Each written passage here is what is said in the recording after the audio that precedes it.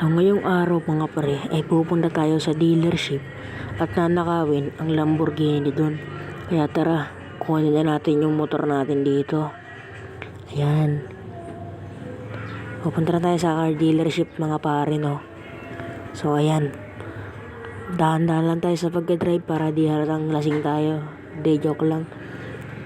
So yun na mga pre. Nakikita ko na yung dealership po. Yan na.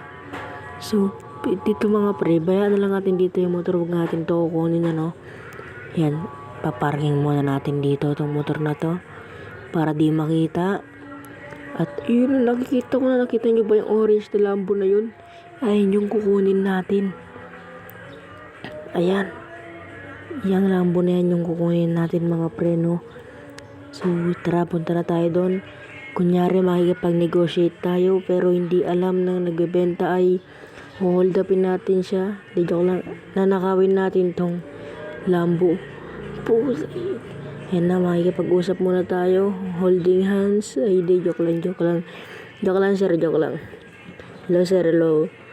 Magkano isa sir? Magkano isa sir? Wala tayong pera guys.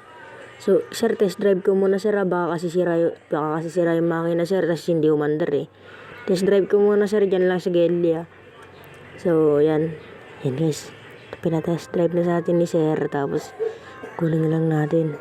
Yan sir, giingat ako sir, di ko to tatakas sir. So yan guys, dadalhin na natin to sa secret base natin. Yan, pupunta na tayo dun sa secret base na yun. Nagasgasan na agad. Next video ko na lang tayo paparepair, ano. Ayan, diretso lang tayo. Ted, tabi, sorry Ted, di ko sadya. So ayan mga kaibigan, napakadulas nito. So dalhin muna natin siya dito sa bahay ng babae na to. Sa likod natin siya itatago para di makita, no. So ayan, kahit na maalog-alog yan, papaayos na lang natin. Te, paparking muna te ha. Yan,